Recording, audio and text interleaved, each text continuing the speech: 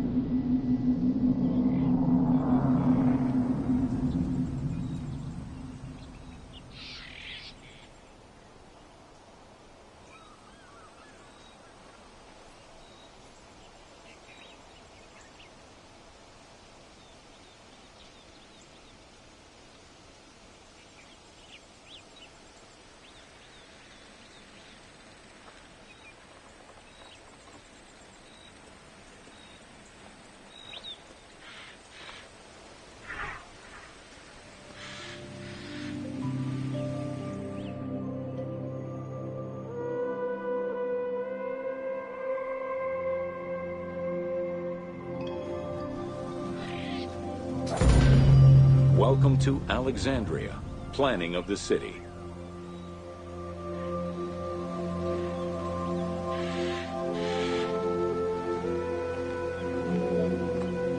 Alexander's plan to build his great city began with a verse from Homer's Odyssey. There is, in front of Egypt, in the sea with many swells, an island called Pharos. Guided by these clues, Alexander the Great founded his future city at the western end of the Nile Delta.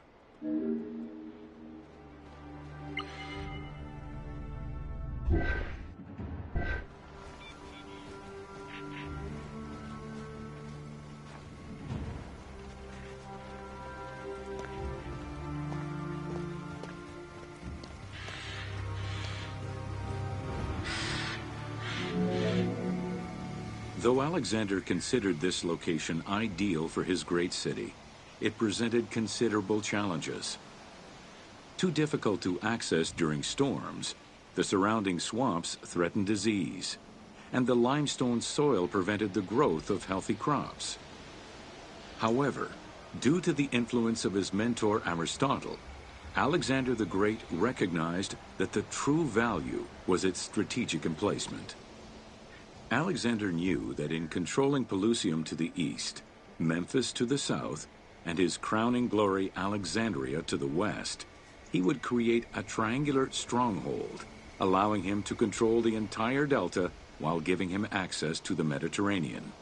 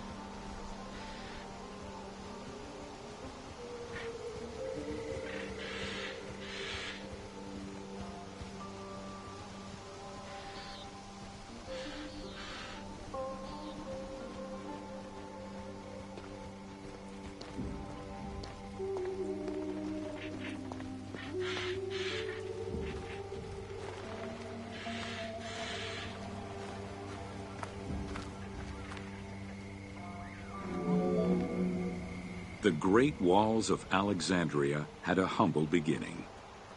Lacking chalk to outline the future city's foundations, architects were forced to use flour instead. Clouds of migrating birds swept down and ate the flour, erasing the plans.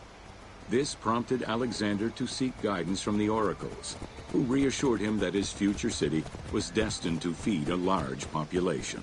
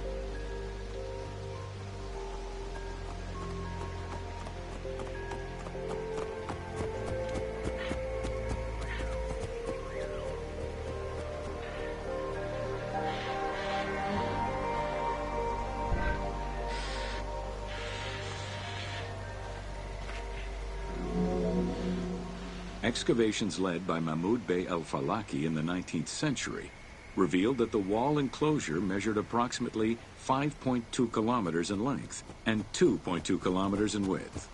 It was roughly 9 meters in height.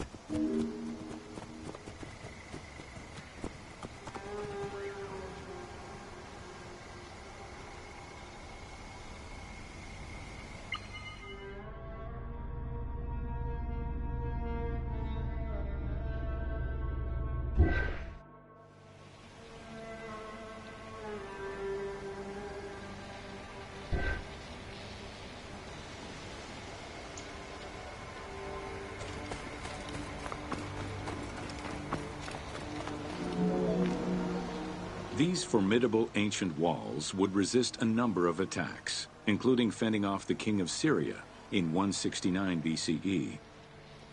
It wasn't until 295 CE that they eventually fell to Roman Emperor Diocletian, and this only after 8 months of relentless assault.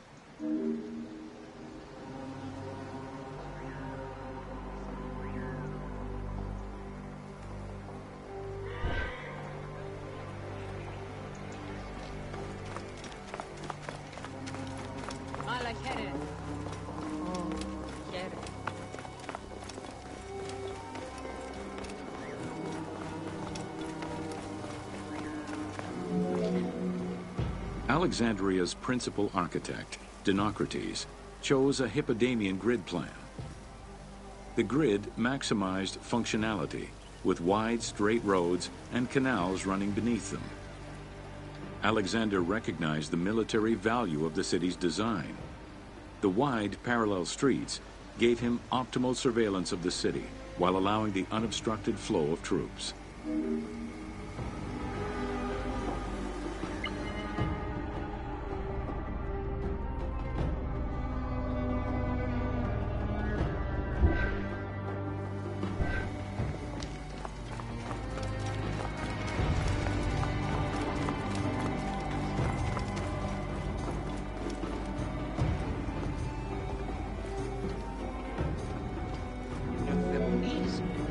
A central corridor ran from the Mediterranean's north port down to Lake Mareotis to the south.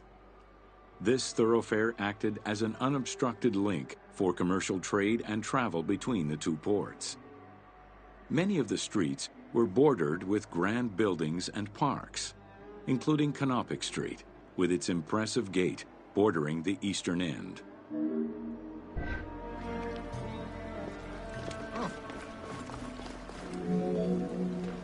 Alexandria was most likely built upon an already existing Egyptian village. Upon its completion, the Egyptians reviled the city, refusing to call it by its founder's name. Instead, they called it Raked, the building, as a mark of disdain, which was later Hellenized into Rakotis. Despite this, the name Alexandria would remain.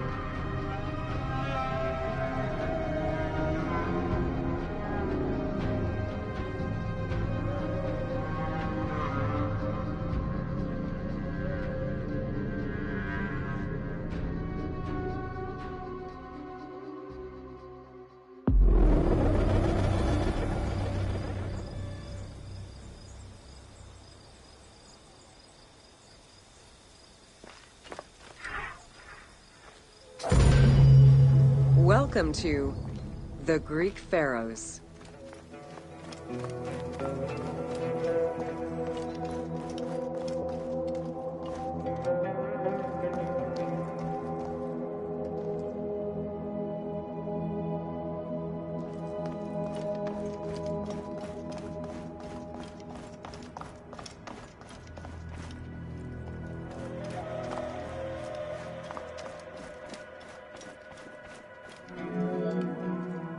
Pharaohs were considered divine incarnations of the gods. As an avatar of the gods living on Earth, the pharaoh's role was to preserve fundamental values and universal harmony by removing chaos, Izfet, and ensure that justice, Mot, prevailed. The pharaoh, by divine ancestry and through multiple offerings, was the bond that unites the world of men to the world of the gods and allows the maintenance of the cosmic order.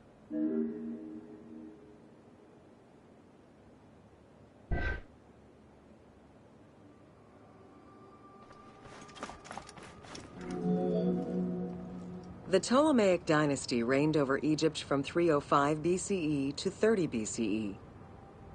The dynasty was called the Ptolemies of the Lagids, in recognition of the founder of the dynasty, Ptolemy Lagos, a Greek general and close friend of Alexander the Great. While Macedonian, Ptolemy Lagos understood that to be accepted by the Egyptian people, he would have to adopt their traditions. Upon assuming the title of pharaoh, he changed his name to Ptolemy I Soter, meaning savior.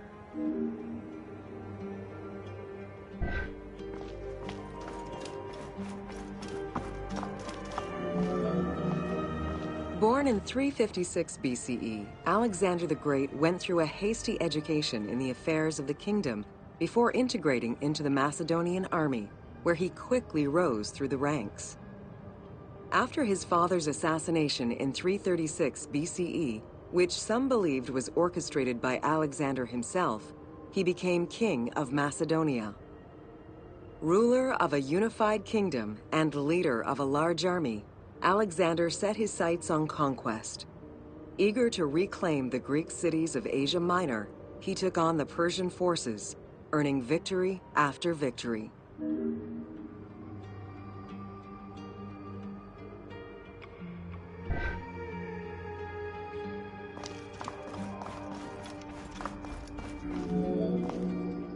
Ever victorious, Alexander the Great marched on, laying siege to city after city until he reached Egypt, where the Persians were defeated yet again. Viewed as a liberator by the Egyptian people, Alexander decided to become pharaoh in due form. He traveled to Thebes to make a sacrifice to Apis, then went to the oasis of Siwa, where he was proclaimed son of Amun. Officially pharaoh of Egypt, Alexander spent much of the winter there and founded the city of Alexandria. Perhaps not coincidentally, being pharaoh allowed Alexander to spread propaganda to prepare further conquests. He resumed his military campaigns in 331 BCE.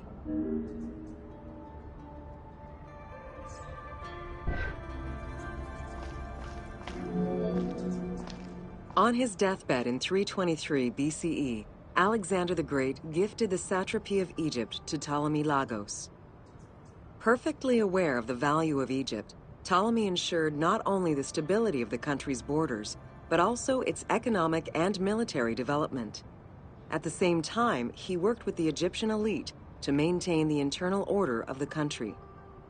By 305 BCE, Ptolemy, well respected both in Egypt and in the Mediterranean, was at the head of the largest fleet of the Hellenistic world. Ptolemy officially took the title of Pharaoh of Egypt in January 304 BCE, on the anniversary of Alexander the Great's death.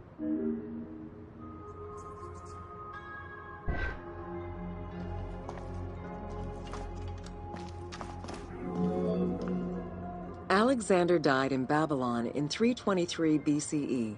His remains were placed first in a solid gold sarcophagus, and then within another. The casket was carried in an ornate custom wagon, gilded and set with precious stones, and pulled by 64 mules crowned with gold.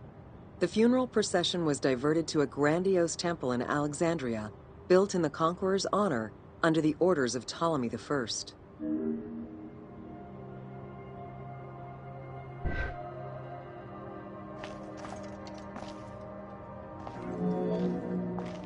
Julius Caesar visited Alexander's tomb at the capture of Alexandria, and the Roman Emperor Augustus reportedly placed flowers there.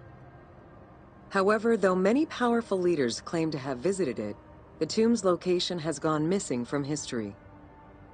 Some accounts do state that the golden coffin was replaced by a glass sarcophagus, probably by Ptolemy X. It is also implied that Cleopatra may have plundered the tomb in a time of financial crisis.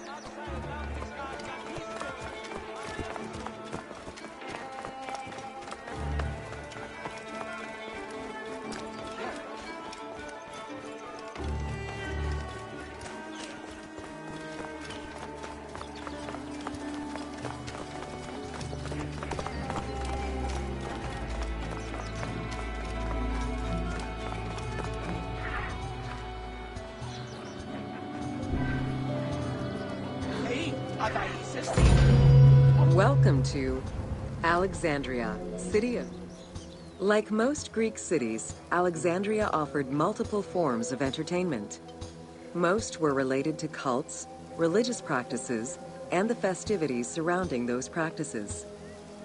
Among those festivities, the most important ones were the dynastic celebrations, instituted in honor of the deified Ptolemaic kings and queens. These celebrations could go on for many days and included sacrifices, offerings, processions, and public banquets.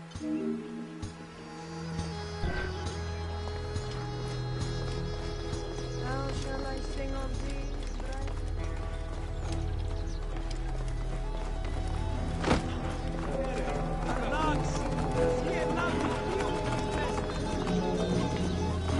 Games and competitions were organized whenever possible in locations such as the stadium, the hippodrome, and the gymnasium.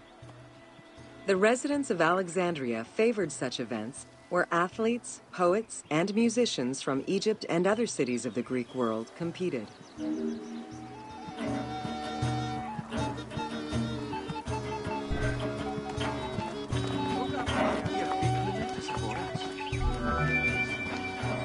Like all good Greek cities, Alexandria had a theater.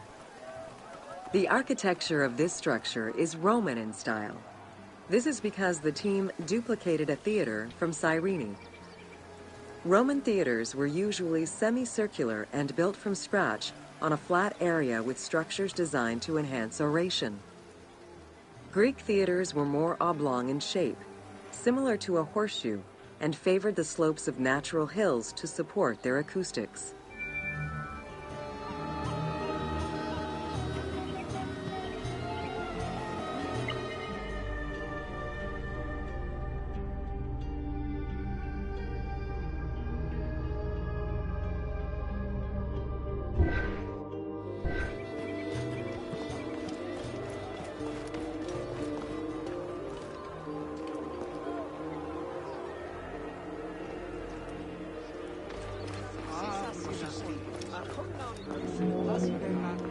At the theater, one could witness the plays of contemporary comic and tragic authors.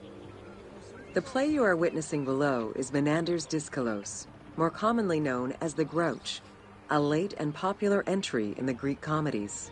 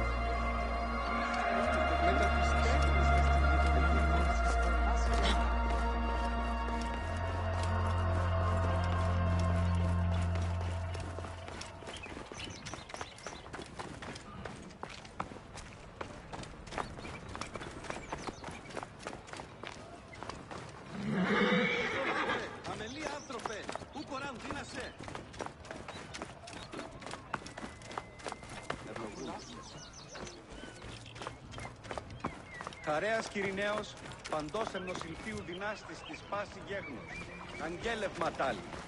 Συμπόσεου μέγου ποιήσαστε, χώριου ταύτη εξής ευδίως.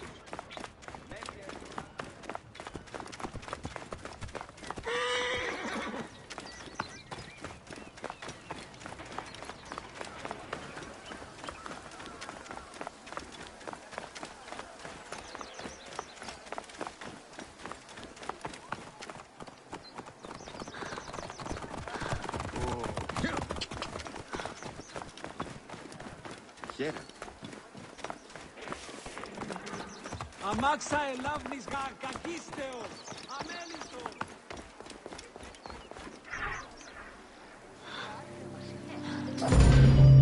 Welcome to the Great Library of Alexandria. Near the district of royal palaces and within the Mouseion was the most famous library of all antiquity. The Library of Alexandria was built to house all of human knowledge. At its pinnacle, the library was believed to contain over 700,000 parchments.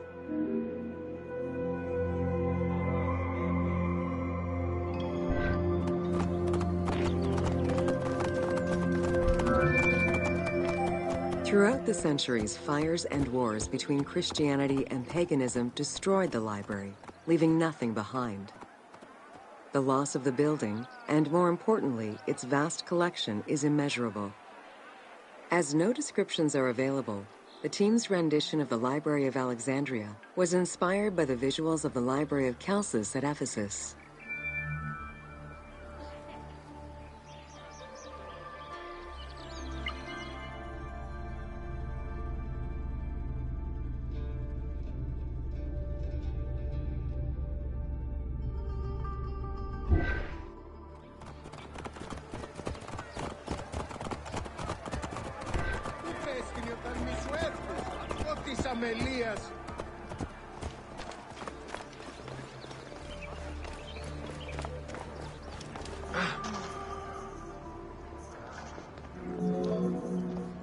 While much of the collection was purchased at the government's expense, the library also obtained books through other means.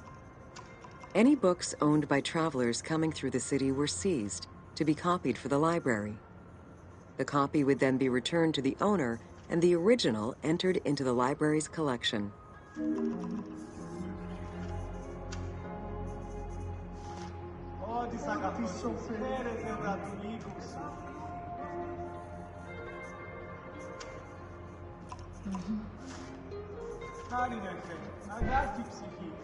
Χέρι.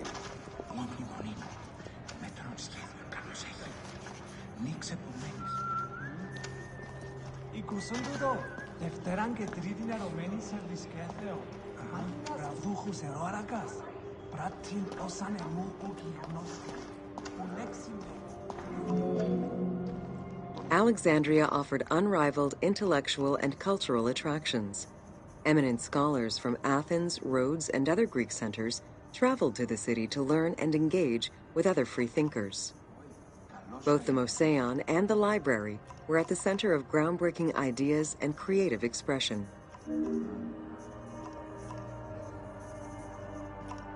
Εμίδοκιν εσχήνει έστιν των γενομένων.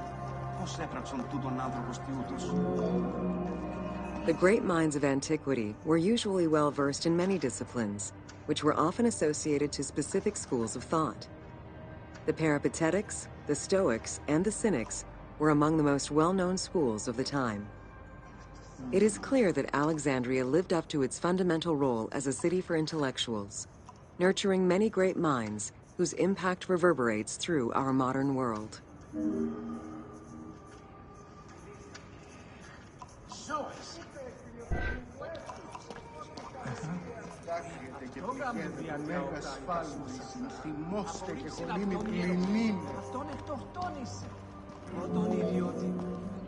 Hypatia of Alexandria was a Greek mathematician, philosopher, astronomer, and inventor. Though born in Greece, she eventually migrated to Alexandria, like many great minds of the time. It is there that she became the head of the Neoplatonist school of Alexandria. From most accounts, she was highly respected by her fellow Alexandrians, both as a teacher and a philosopher.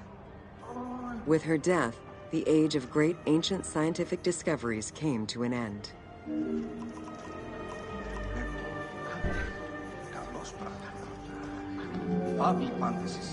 Callimachus was born in Cyrene and educated in Athens. After his studies, he moved to Alexandria to work in the Great Library.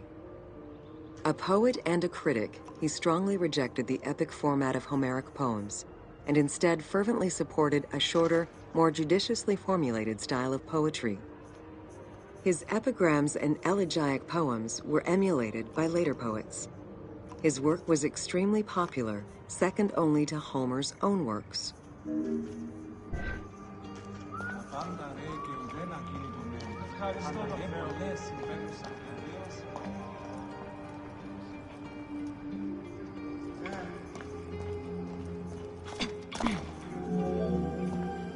It was in Alexandria that mathematician Euclid, the father of geometry, wrote the Elements, laying out the foundational work of what would become modern algebra and number theory.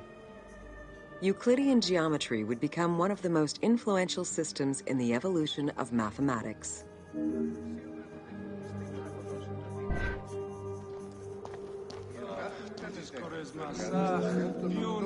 How do you calculate the circumference of the Earth?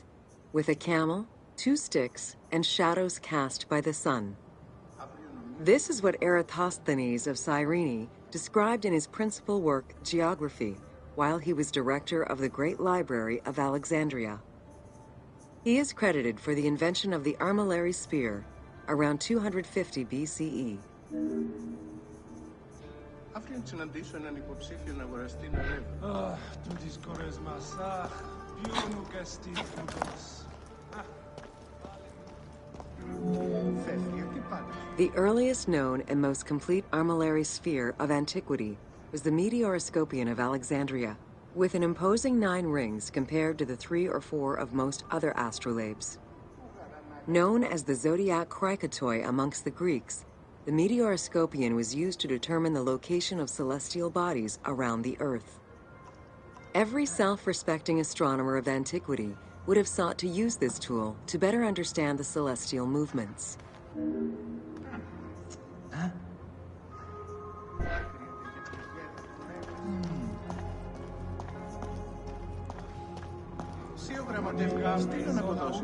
Pythagoras of Samos was a well-known and respected philosopher and mathematician. He is best known for the Pythagorean theorem. However, there is proof that the theorem existed in Babylonia and India long before Pythagoras was born, casting some doubts as to who exactly originated the theorem.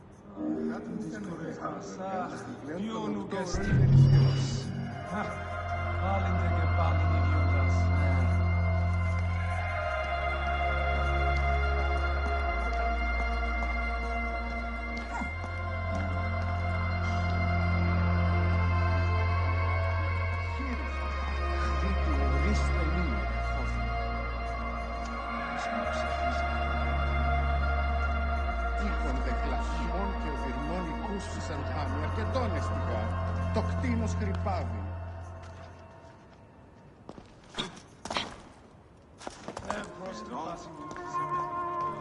Χαίρον των θεών ευμένων, αγαθήν ψυχή.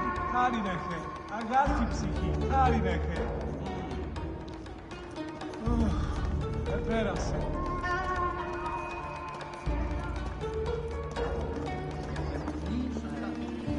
Χαίρομαι, ειδώνεις.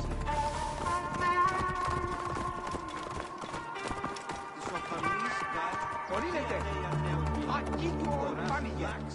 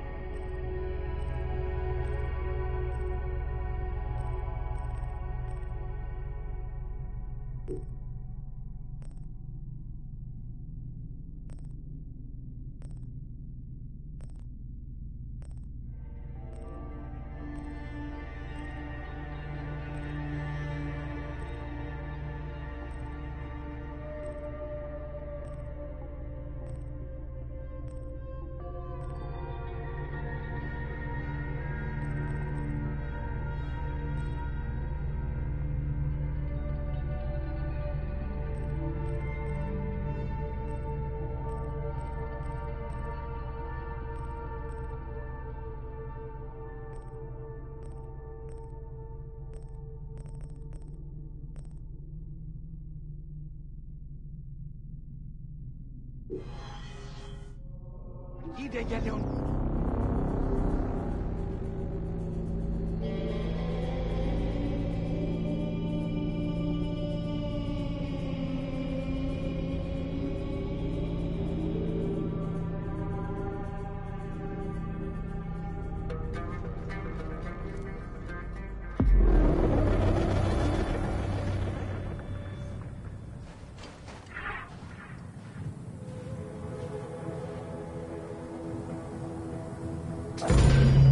Welcome to Secrets of the Great Pyramid. Built around 2550 BCE, the Great Pyramid of Giza is considered one of the most iconic structures of Egypt.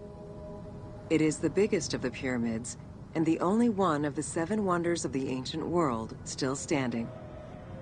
The numbers associated to the Great Pyramid of Giza are impressive.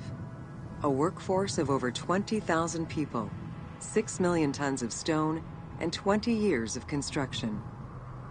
It was a massive undertaking for a pharaoh's tomb.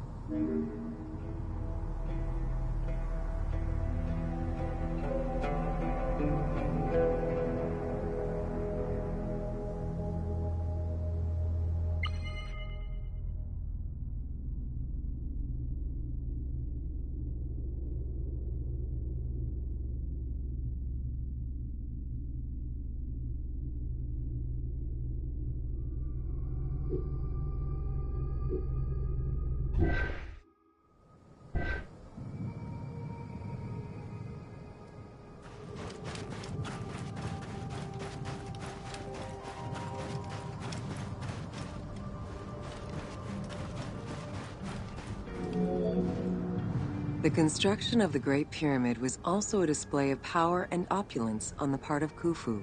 It is part of the pharaoh's vast funerary complex, which also includes 2 temples, 3 satellite pyramids, a causeway, and a builder's necropolis. We can guess that the intent behind the construction of these monuments was Khufu's way of declaring himself one of the most powerful pharaohs to rule a unified Egypt.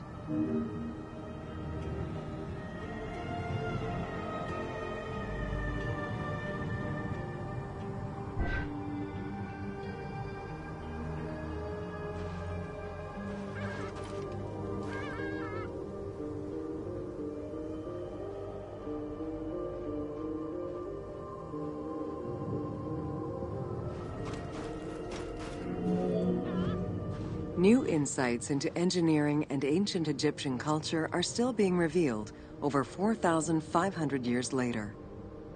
For example, a recently unearthed papyrus offers a glimpse into the life of a tradesman at the time of the pyramid's construction. Also, a logbook belonging to a team leader during the building gives details on the craftsmen, their work schedules, and the raw materials required.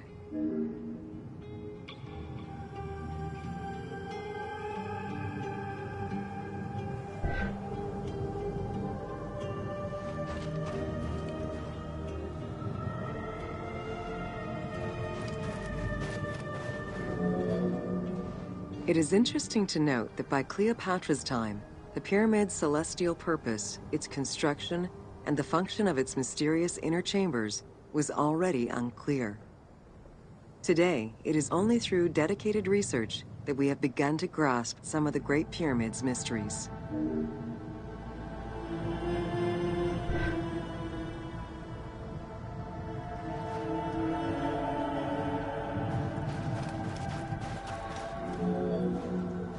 The Egyptians had polished their design for centuries by the time work on the Great Pyramid began. Intended as a tomb for Khufu, the Great Pyramid's structural design has been considered to be nearly perfect by engineers and historians ever since.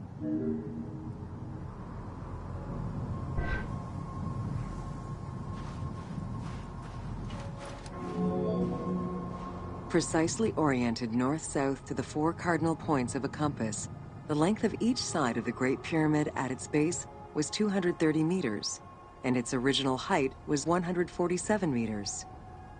The pyramid is a mere 0.05% error away from being a perfect square.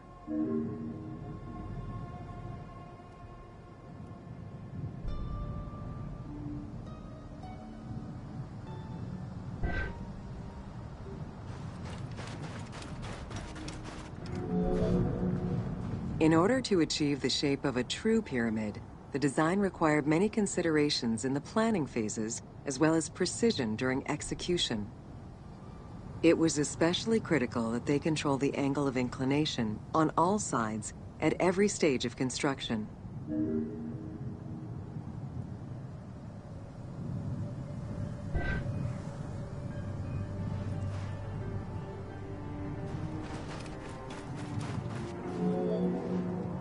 Materials for the Great Pyramid consisted of quarried limestone blocks, weighing between 2 to 15 tons each.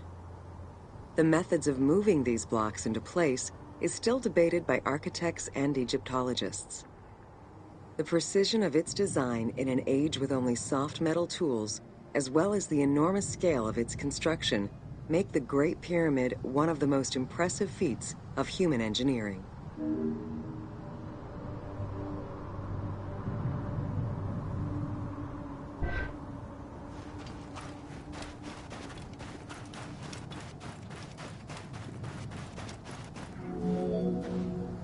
It's estimated that it took between 600,000 and 2 million blocks of stone to build the Great Pyramid. Experts calculate it would have required men to move 12 blocks every hour around the clock for 20 years to place the 2.3 million stones the monument is made of.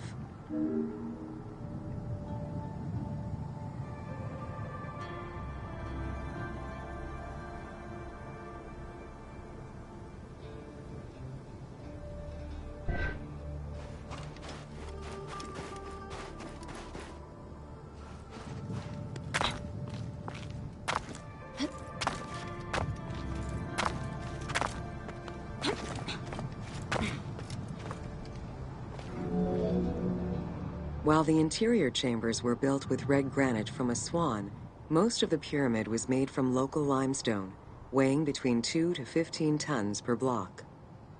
There is debate on how the pyramid stones were moved into place. Recent research is exploring the idea that it was built around a large interior ramp.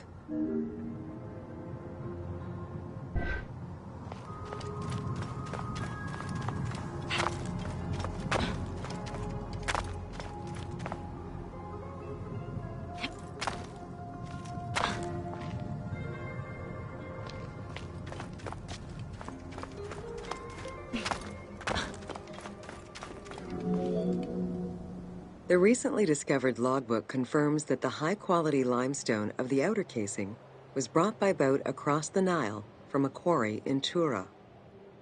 Once complete, the smooth white polished stone of the Great Pyramid would have reflected the sunlight like a beacon, earning it the name the Horizon of Khufu.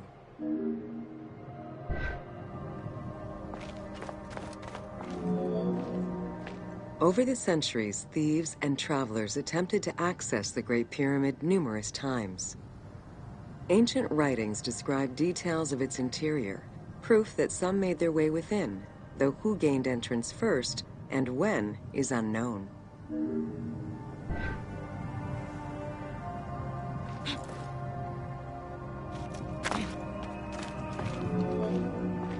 The main entrance of the Great Pyramid is located 17 meters above ground level. It faces north, likely in order to align with the North Star. Though the entrance passageway had been discovered in antiquity, any further access into the Great Pyramid was stopped by massive vertical slabs of rock. As such, present-day visitors to the pyramid must use the robber's entrance.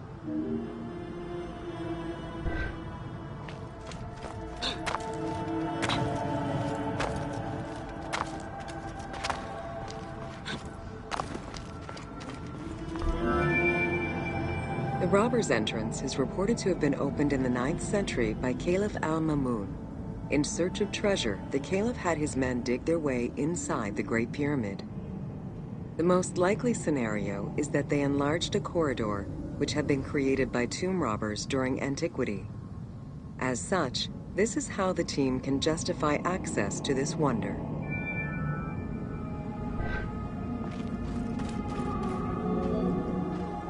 Attempts to gain entry to the Great Pyramid and uncover its potential secrets continued throughout the centuries. In the 19th century, the belief that another entry existed at the south side resulted in a hole being blasted into the pyramid's side, with no results for the damage that was done.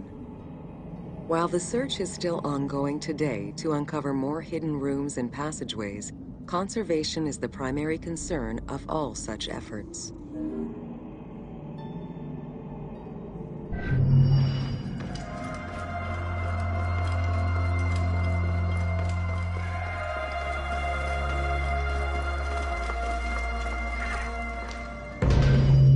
Welcome to the Great Pyramid of Giza.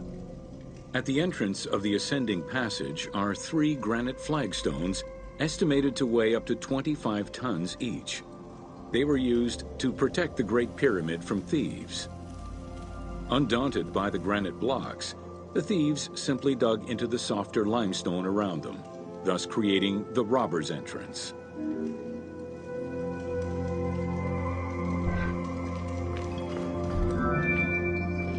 While in reality the robber's entrance is one single cavity which leads to both passages, in the game, the team created individual accesses to either passage. As such, in the game, one entrance leads to the ascending passage, while another leads to the descending passage.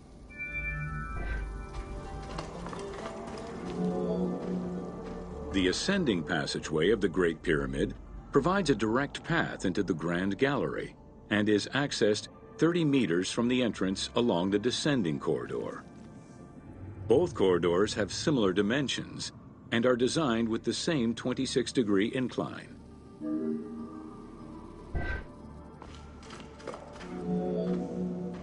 The ascending corridor has smooth masonry on its walls, and the layout includes many trapezoidal stones. Both the floor and ceiling of the passageway indicate that the passage was enlarged, possibly during or after the funeral, to allow workers room to move granite blocks meant to plug the corridor.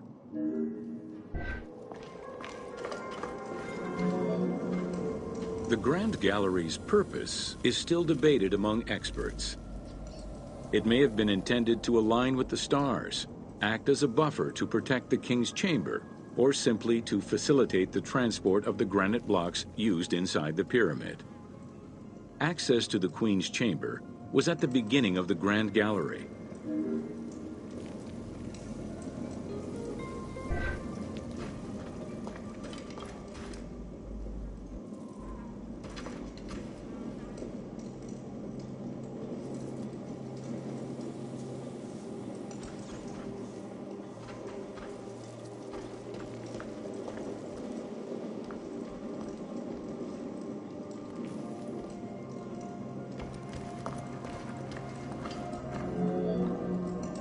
Though this room is referred to as the Queen's Chamber, it is believed that there was no queen buried here. Based on their knowledge of earlier pyramids, Egyptologists believe it was more likely intended as the king's serdab, a chamber meant to contain the Ka statue, which would in turn house the king's spirit.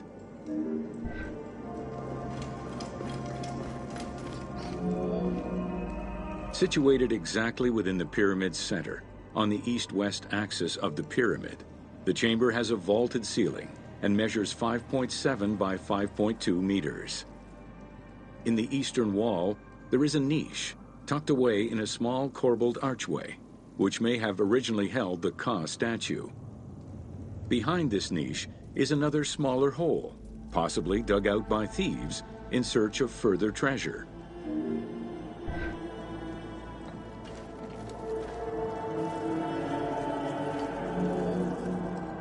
In the 19th century, 2 shafts were found running through the north and south walls.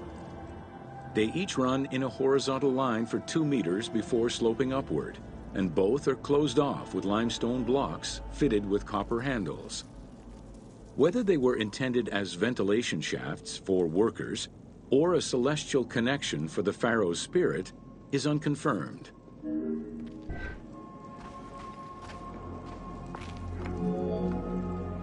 A recent scan of the room indicated the presence of an unknown cavity hidden behind the north face of the walls over the descending corridor.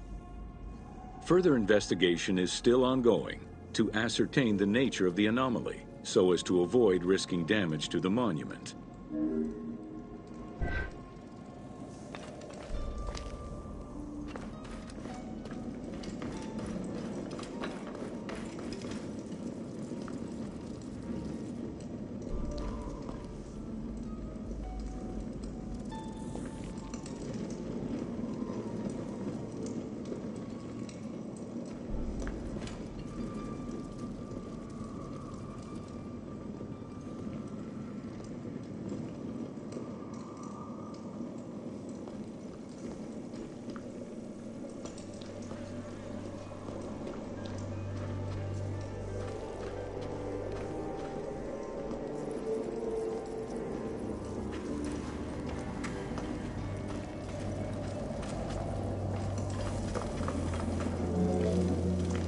Khufu's architects were possibly influenced by earlier rhomboidal pyramids when designing the gallery.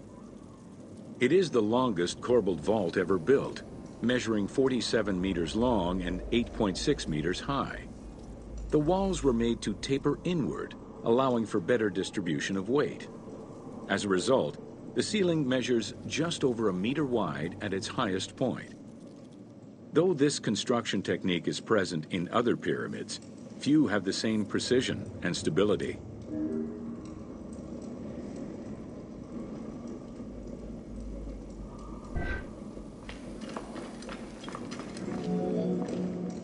While the space is visually dramatic, the gallery seemed to serve a practical function, though what exactly remains uncertain.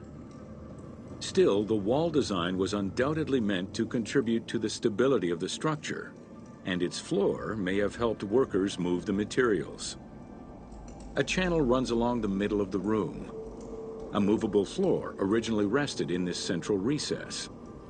The raised benches on either side are equipped with slots that may have been used to help position the granite blocking stones.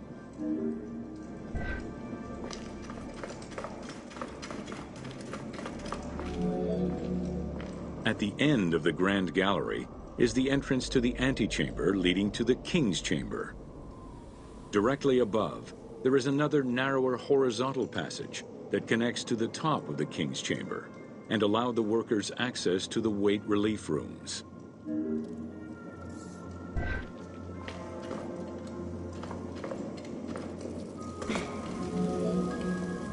The far end of the Grand Gallery leads to a small antechamber with a portcullis, preventing access to the King's Chamber.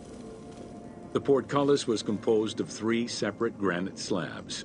They were designed to be lowered into place and seal the chamber after the burial of the king. The grooves dug out to hold the slabs in place are still clearly visible to this day. The elaborate locking system was composed of a series of grooves for the ropes and pulleys that dropped the stones into place like the notches on a key.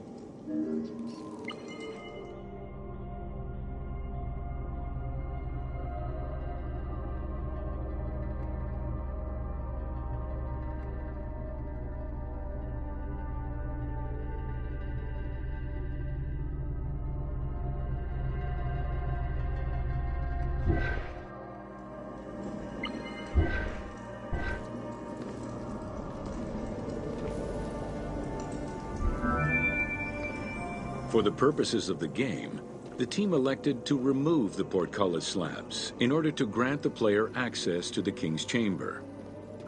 In reality, workers would have backed out of the room after the funeral, lowering each slab into place behind them one at a time. Each of the 3 stones were smashed by looters centuries later, and evidence of their break-in is still evident.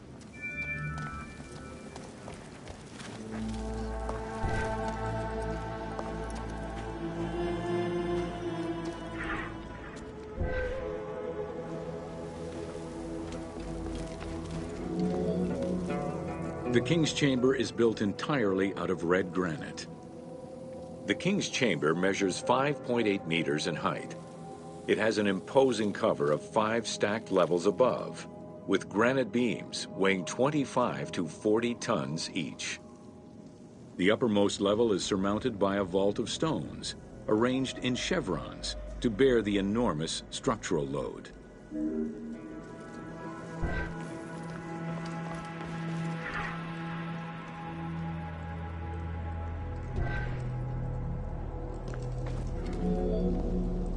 As in the Queen's Chamber, 2 shafts extend out from the room towards the north and south faces of the pyramid. They measure nearly 64 meters until they are blocked by copper-handled granite plugs.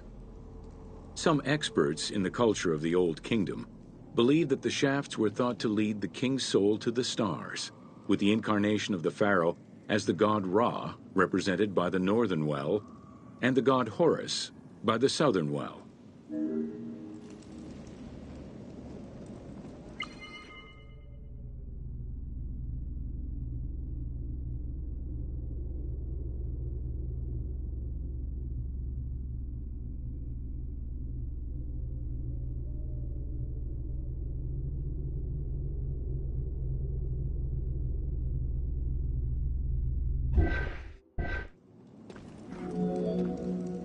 There is a granite sarcophagus at the west end of the room, but it is the concealed construction inscriptions left by workmen on the roof's stones which verify this as the resting place of Khufu. The sarcophagus was recorded as being empty when it was discovered, and its design indicates that there was once a lid in place. It's possible that this sarcophagus is only a cenotaph in memory of the pharaoh, but was never actually meant to receive the body.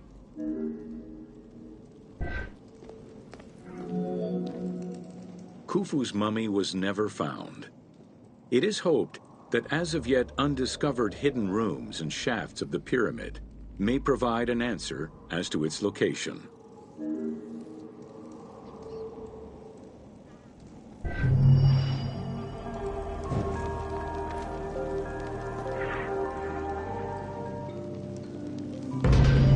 Welcome to Jean-Pierre Houdin's Theories.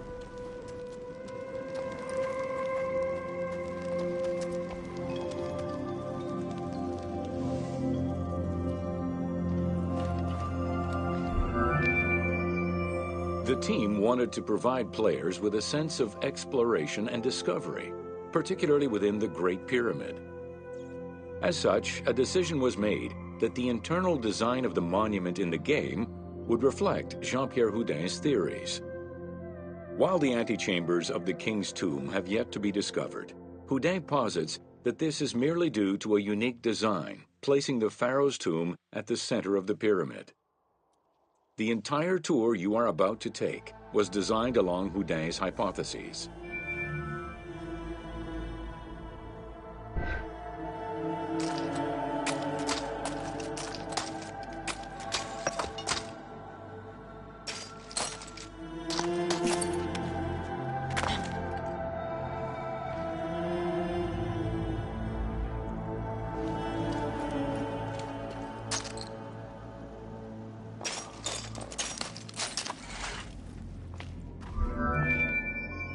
While respecting Houdin's hypothesis as to the general layout of the antechambers, the team wanted the contents to enhance the game experience. In regular royal tombs, the antechambers were filled with all the material goods needed by the pharaoh in the afterlife. To support the feelings of discovery and awe, the art team created a unique and fantastical treasure in this second antechamber.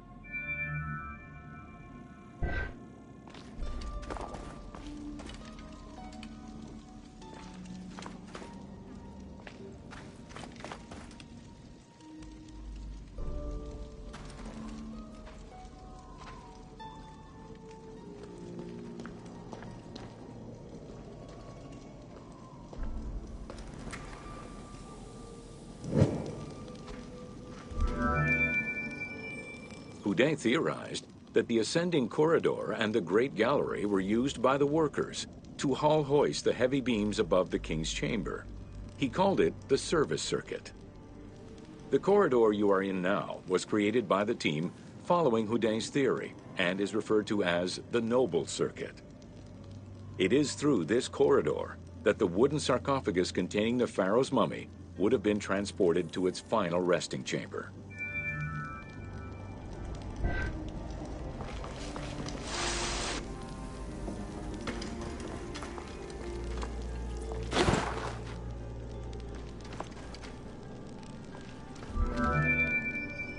With this structure in mind, one can easily assume that the pyramid's entrance would have been connected to the two antechambers. Modern research has revealed that a cavity might be located behind the north face chevrons of the pyramid. As such, the team chose to create this area for the player to explore. Here is where Houdin believes that the priests and nobles would have exited the pyramid after the burial ceremony.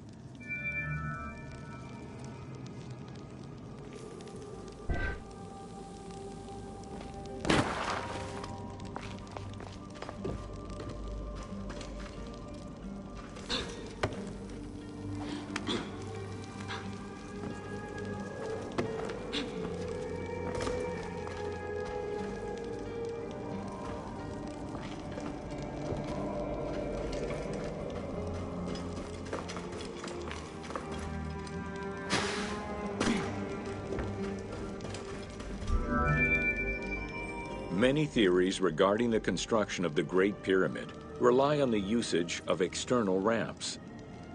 However, Houdet believes an external ramp would have been too steep for the upper portion of the pyramid. This is why he posits that there were two ramps. An external ramp for about half of the height of the pyramid, which then became an internal ramp for the second half.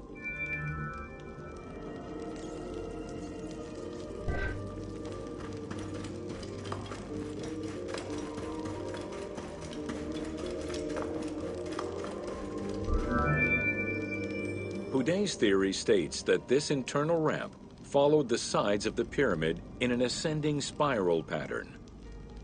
A notch discovered in the edge of the Great Pyramid, known as Bob's Room, seems to support this theory. Located at the corners of each edge of the pyramid, these large rooms would have allowed workers to turn the stone by 90 degrees, allowing them to continue the ascent. The team chose to create rooms such as this one, bringing Houdet's hypothesis to life.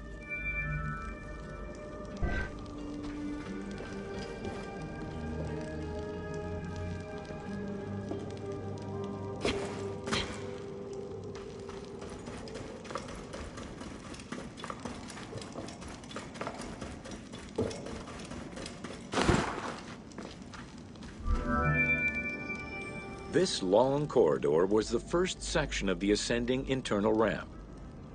Through it, the blocks used to build the Great Pyramid would have been carefully moved upward and then turned at each edge of the pyramid in order to continue their ascent. Though the team only created the main ramp for the game, Houdet posits that this ramp had two levels, allowing workers to return safely to the bottom thanks to an additional corbelled upper section.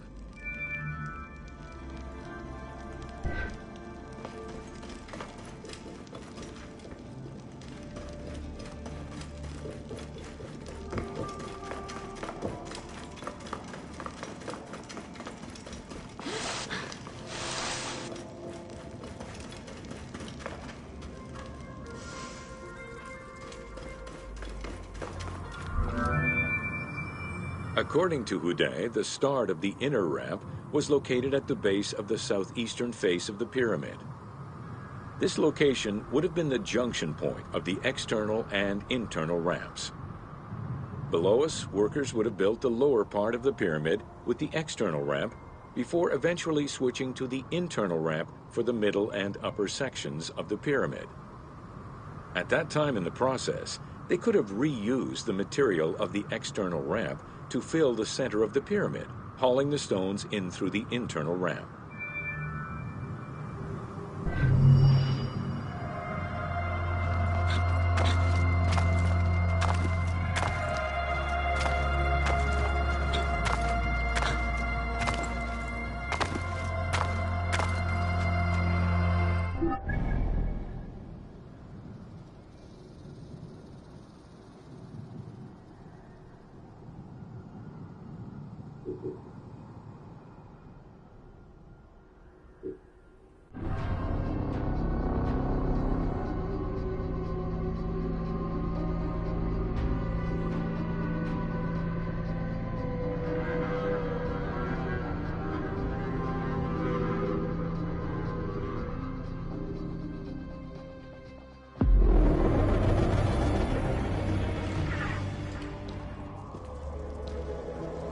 Three things are necessary when exploring Egypt: water, a good camera, and an omnipresent voice coming from nowhere.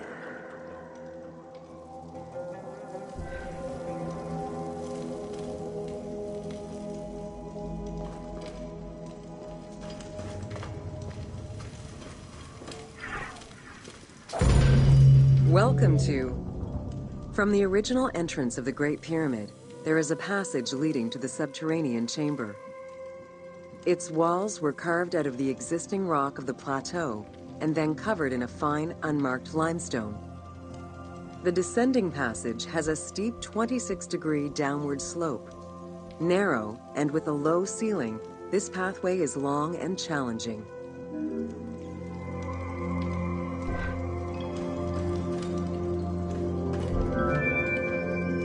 While the original passage was 145 meters long, the team reduced its length and made it both wider and higher.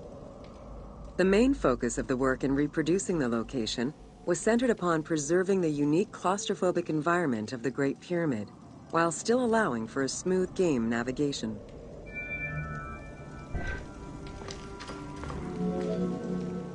The well shaft was a 58-meter vertical passage that connected the descending corridor to the grand gallery above.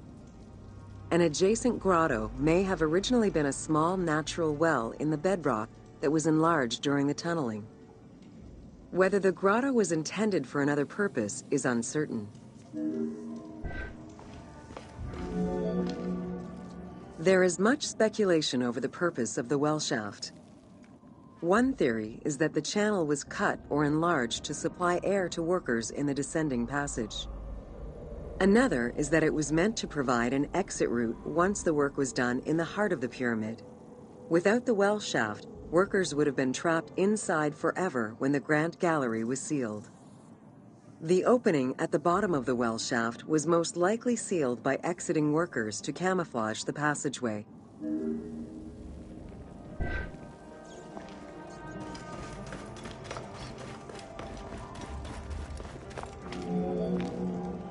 There is a subterranean chamber at the end of the descending corridor, 30 meters below the Giza Plateau surface. Dug directly into the bedrock, the space is wide with a ceiling 3 meters in height. Its floors and walls are rough and uneven, indicating that it was never completed. At the south end of the room, there is another narrow corridor, similar to the others, though it abruptly ends after roughly 20 meters.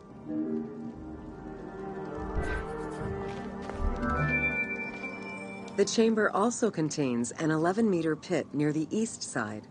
It's unclear what this may have been used for. In the game, this well leads to a fictive underground complex containing key game-related mysteries.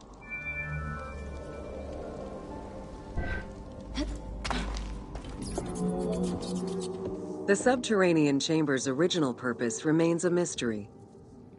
One popular theory is that it was originally meant to be Khufu's burial chamber, but the pharaoh changed his mind, preferring to be buried higher up in the pyramid, which would explain the chamber's unfinished state.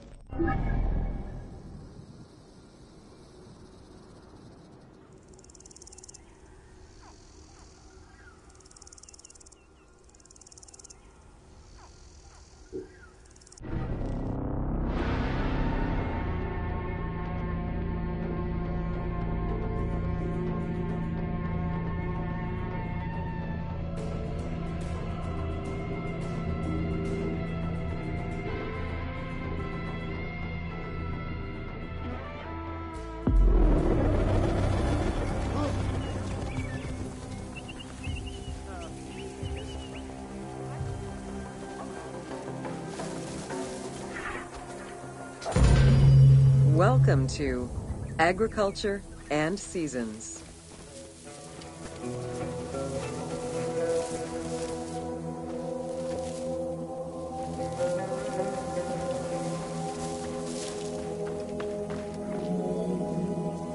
While crops were cultivated in different oases around the desert, most of the arable lands were near the Nile. Two types of cereal grain were cultivated, barley and an ancient wheat known as emmer. These two key ingredients contributed in establishing bread and beer as the staple of the Egyptian diet and the basis of its economy.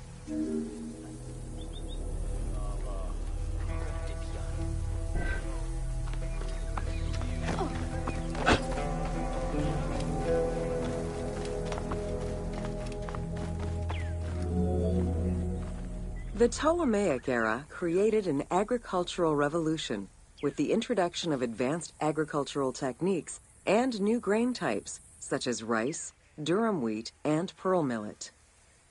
The resulting agricultural mass production greatly increased the economy of ancient Egypt. It also prompted the development of storage and transportation, allowing long-distance trade with other regions.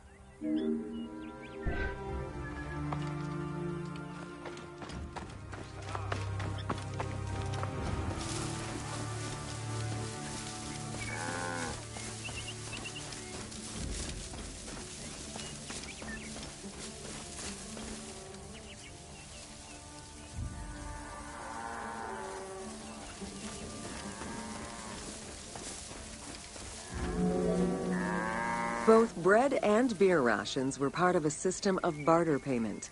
The state used those goods to pay wages for those who worked in the quarries and at the construction sites.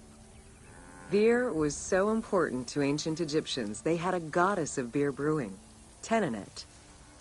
Tenenet is seen in many paintings and sculptures with beer, and women are depicted as the primary beer makers.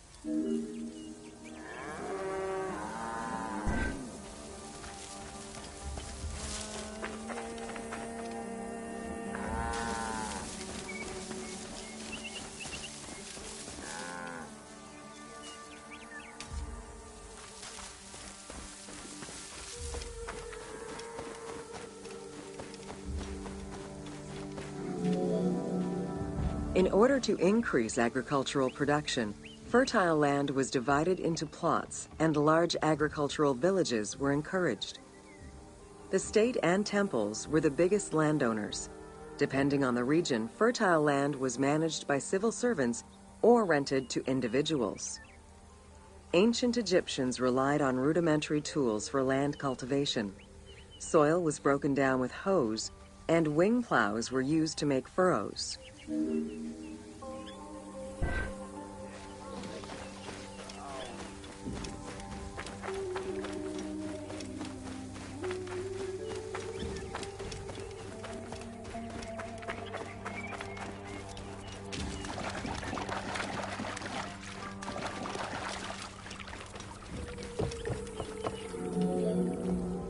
The three seasons known as Akhet, Peret, and Shemu corresponded to a specific phase of the agricultural process and the river's natural changes.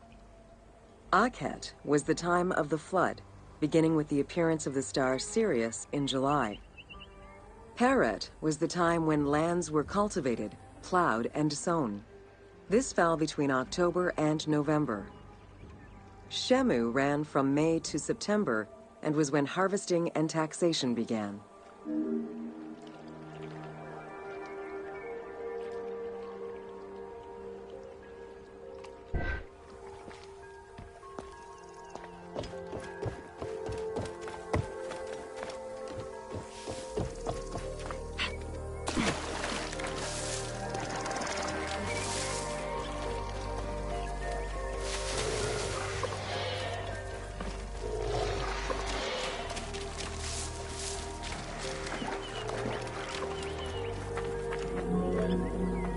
The pharaoh's duty was to uphold order against chaos and provide for his people.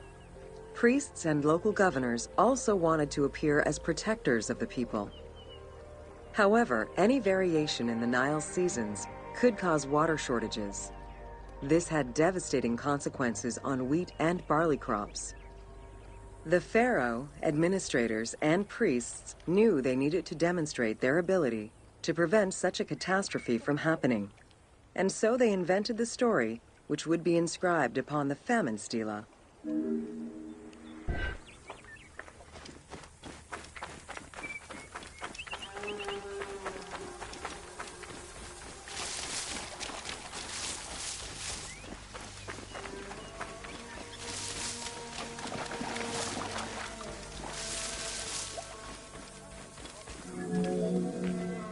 The story begins with the pharaoh worried for his people.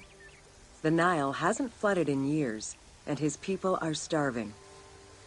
In search of the origins of the flooding, Djoser seeks out Khnum, the protector god of the region and the source of the drought. Djoser gives the god offerings and orders his priests to restore the temple of Khnum. These offerings please the god, and the floods are restored. This story was intended to highlight the importance of the deity in everyone's daily lives, while also demonstrating the crucial role that the priests and the king played in feeding and protecting the people of Egypt.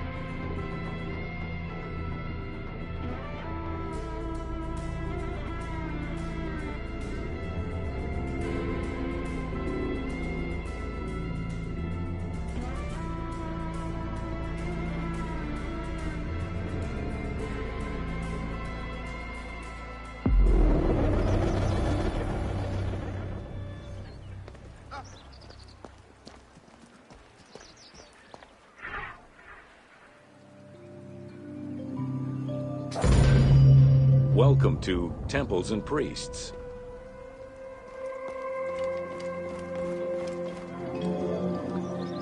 From its foundation, the city of Memphis favored worship of the god Ptah. The main temple of Ptah was known as Hutkaptah, meaning Palace of the Ka of Ptah. The name of the temple, translated into Greek as Aegyptos, would eventually evolve into the modern name Egypt.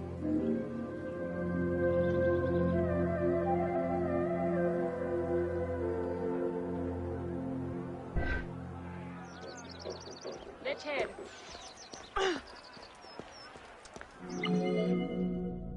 Temples were the center of religious, political, and economic life in ancient Egypt. These sacred places were viewed as the literal home of the gods and goddesses.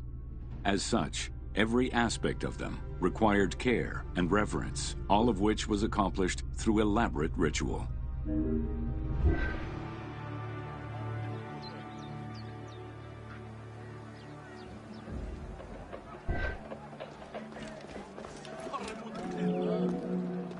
Located in the center of Memphis, the Temple of Ptah was the most prominent and imposing building in the city. The long walkway leading toward the temple, known as the Dromos, was guarded by rows of sphinxes. The entire sacred area was designed to keep the statue of the god protected, deep within the sacred enclosures that surrounded it.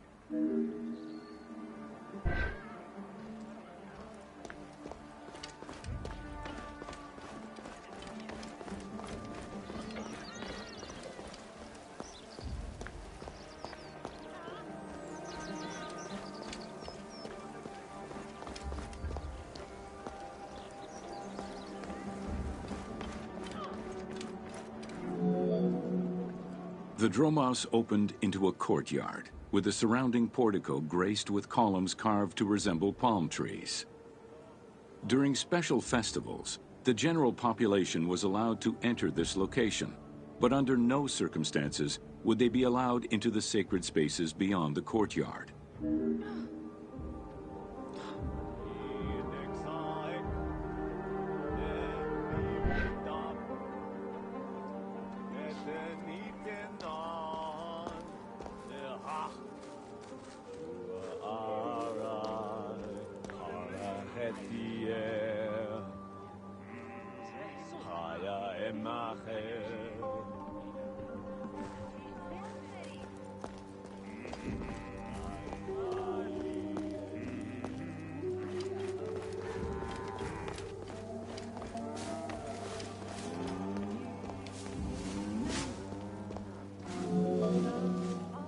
The Memphis Alabaster Sphinx was discovered in 1912, almost completely buried in water and sand. 8 meters in height and weighing in at roughly 90 tons, it is still mounted on its original pedestal. Though it is called the Alabaster Sphinx, it was in fact carved from common calcite rock, which is similar in appearance and texture to alabaster.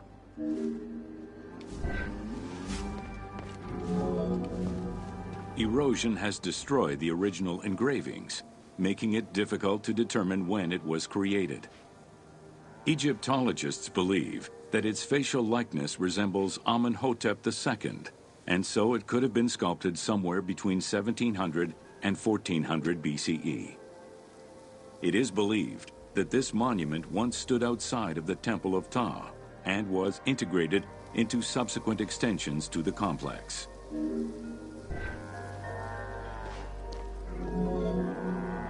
The size of the imposing sculpture reflects the importance it had to the temple during the New Kingdom. This Sphinx is one of the few remaining artifacts from the ruins of Memphis to survive.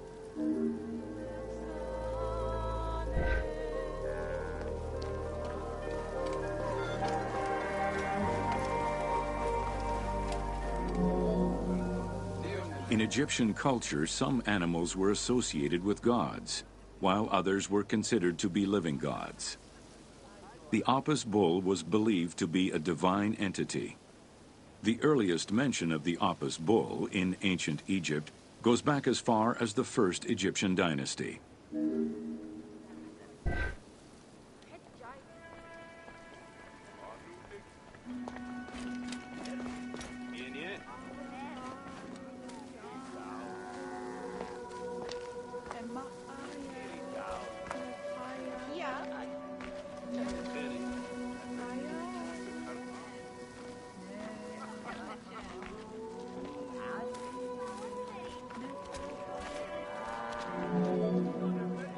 Originally the symbol of fertility, the Apis bull was linked to the god Ra, with the image of the sun carried between its horns. Later it was associated with Osiris, the ruler of the underworld, thus becoming the funerary divinity Osiropis.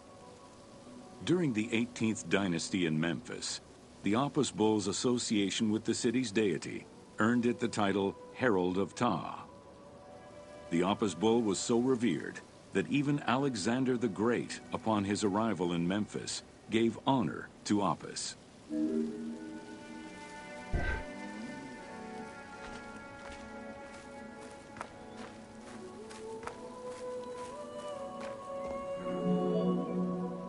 The Apis bull lived with its harem in a sacred barn located in an enclosure in the Temple of Ptah. Each bull bore 29 signs representative of its divinity. Among them, the bull had an eagle-shaped mark on its back, a double tail hair, and a scarab-shaped mark under the tongue. The signs were intended to correspond with the lunar cycle. After its death, Egyptians would search for its reincarnated form among the livestock.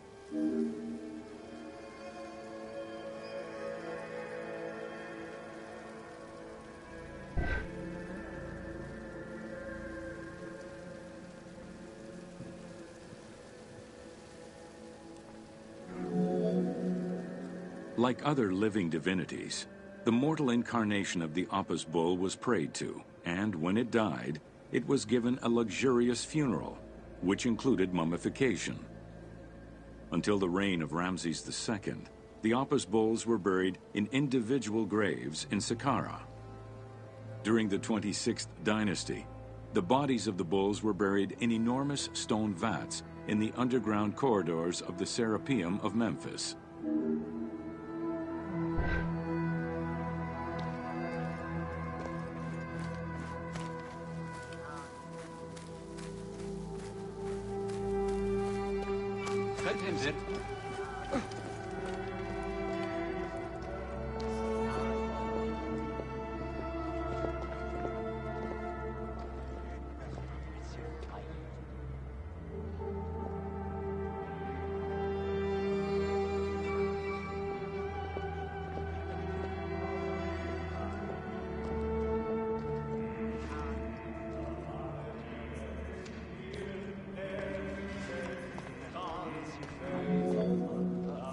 Ancient Egyptians believed that temple rituals were essential to maintain order in the cosmos and allow communication between humans and gods.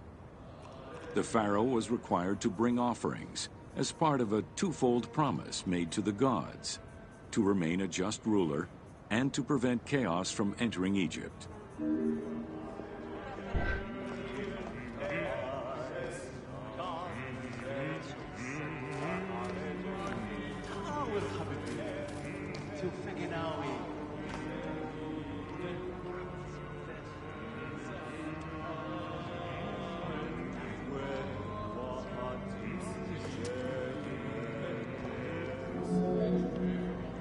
Details of the ceremonies found on temple walls provide a thorough overview of the stages of the daily ritual.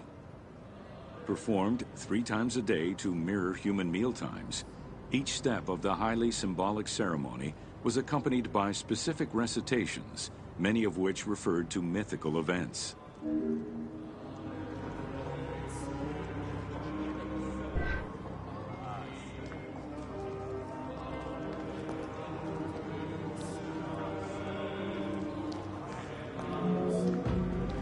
The high priest would first awaken the sleeping god with a chant.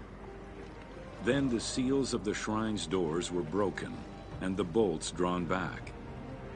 The act of swinging open the doors was a symbolic gesture where sight was granted to the deity. The priest would then bow and kiss the ground.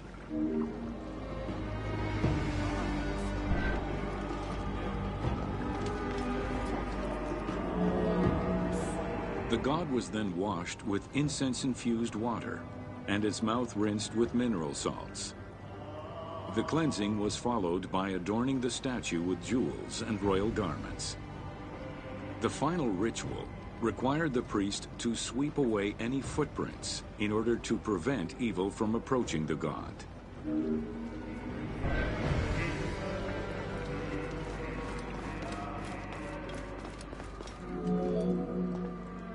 Heredity was the primary source of new recruits.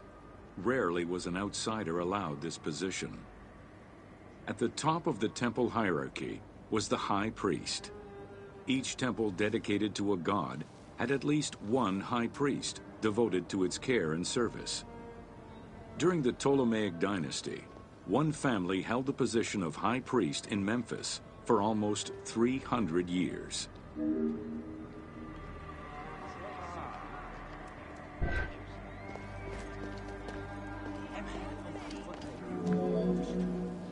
High priest candidates made their way up the ranks of the temple hierarchy. The one chosen to occupy the lofty position of high priest was usually confirmed by the pharaoh. Several of the high priests were also important officials in the government. Families sharing the highest priesthood titles tended to make many alliances, thereby gaining more land and wealth. Shifting balances of power sometimes resulted in more or less open conflicts between the priesthood and the pharaohs.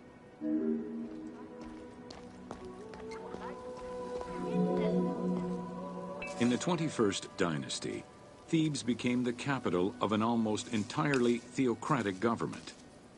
The city was headed by king priests who spoke and governed in the name of the god Amun, in open opposition to the ruling pharaohs. These king priests caused a massive decentralization of power, known as the Third Intermediate Period.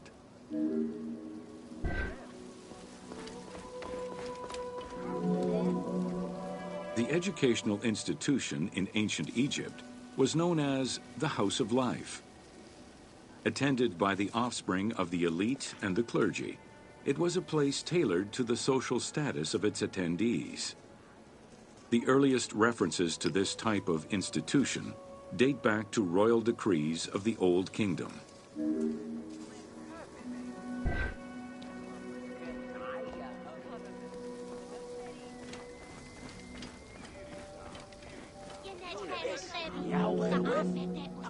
Only two known centers have been uncovered, one in the abandoned city of Akhetaten, and one at the temple of Ramses II on the west bank of Thebes.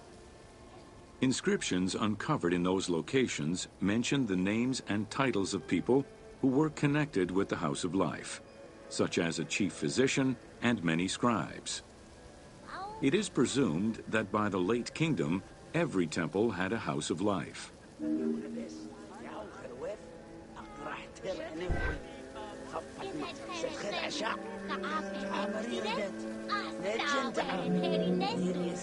The House of Life offered training for the elite, destined for occupations such as astronomers, doctors, veterinarians, diplomats, architects, translators, or theologians.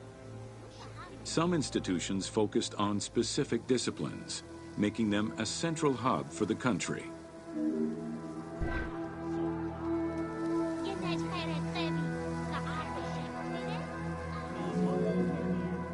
Not limited to instruction for young students, the House of Life was a source of reference for many scholars, with rooms dedicated to papyri of many disciplines. Because papyri were preserved there, the Greco-Romans referred to the House of Life as a library.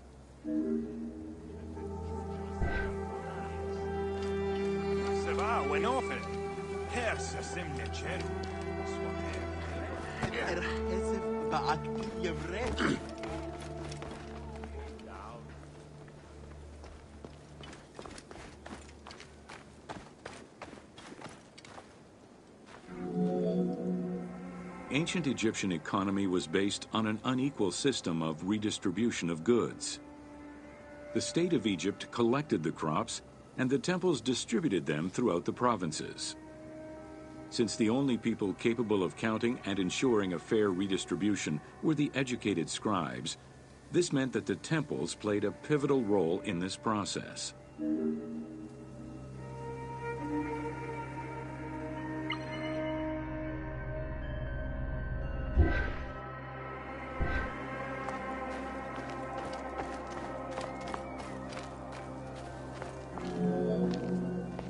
There are records of pharaohs making offerings of large tracts of land and animals to temples in order to maintain their favor. Ramses III offered generous gifts to the temple of Amun in Karnak in such a manner.